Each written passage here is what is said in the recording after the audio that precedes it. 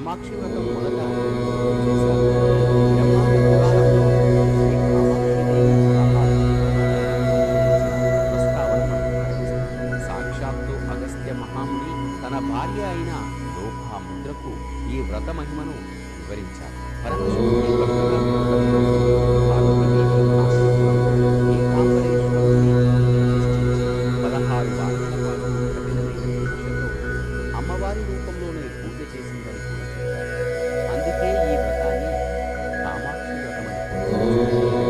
ఈ వ్రతం ప్రారంభించడానికి శ్రావణ, మాఘ, కార్తీక మాసాల్లో